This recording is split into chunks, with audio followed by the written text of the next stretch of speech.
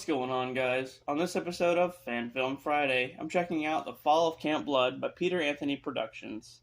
If you don't know him, he's an awesome YouTube creator that makes great horror movies, so make sure you stop by his YouTube channel and check him out. And while you're there, don't forget to like and subscribe.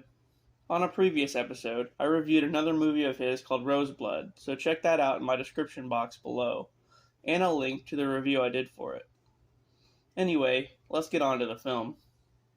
Following the events of the final chapter, Camp Crystal Lake gets shut down. Before the camp can be demolished, a group of teens head to a cabin to clear it out, only to remember why the camp was closed to begin with. So let's get into it. The film starts off in July of 1984. The sheriff's department is on scene at the Jarvis's cabin, clearing out the bodies of the teens and Jason himself. After they load Jason's body up, the sheriff tells one of his deputies to make sure the ambulance never reaches the hospital and that Jason stays dead. As they head to the hospital, one of the paramedics is trying to resuscitate Jason in the back. The deputy unplugs the radio and puts a gun to the driver's head, making her veer off course. They head back to Camp Crystal Lake, and Jason comes back to life, killing the paramedic in the back. Then, he takes out the driver and the deputy.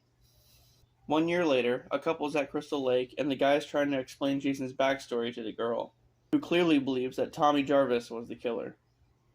The girl gets excited by the story and wants to go find Jason's grave, because that'll definitely end well.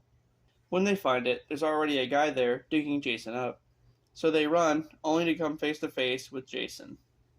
We get the title drop and then meet a new group of teens headed to the lake. The guy who was digging up Jason's grave turns out to be the brother of Rob Dier, who Jason killed in Part 4. He starts yelling at the sheriff about them covering up what they did with Jason's body. He throws a fit about Jason still being out there somewhere and leaves. The main guy, Steven, runs into the neighbor who he hasn't seen in a long time, and they catch up. After that, James, the brother of Rob, is at his place listening to a news report about the murders from the fourth film. For whatever reason, he pulls out a knife and slices his thumb. But why? Then he gets a gun, as it looks like he's planning on hunting down Jason. Right before he's about to leave, James pulls a Busta Rhymes and says, "Final chapter, motherfucker!" before stabbing a picture of Jason.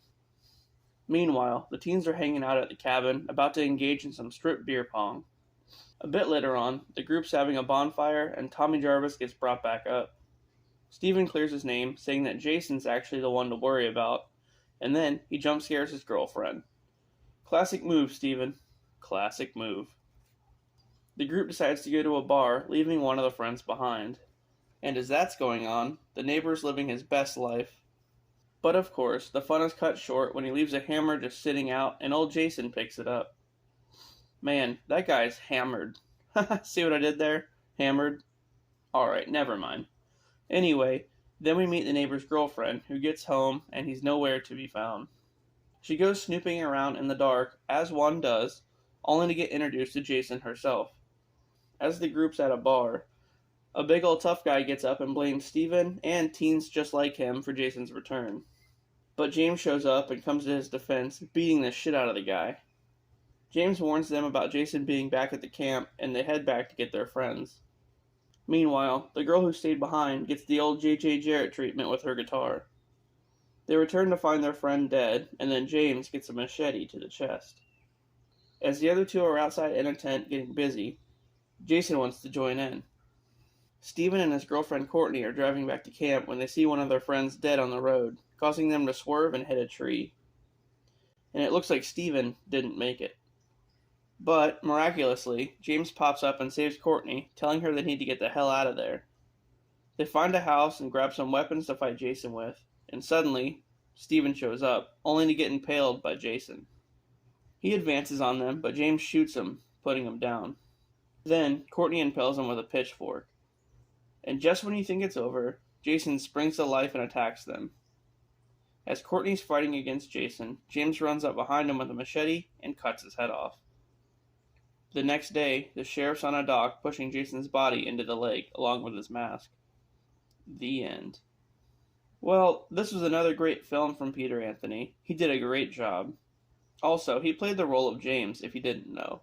I really like the plot continuing from Part 4 and how he included Rob and Sandra's brother as the protagonists. The kills were done really well, and the effects were too. Very high production value for sure. And this one came out last year, so I can't wait to see what he makes next. Make sure you stop by Peter Anthony Productions' YouTube page and check them out. Alright guys, well that does it for another episode of Fan Film Friday. If you enjoyed the content, please don't forget to like and subscribe for more, and I'll see you next time.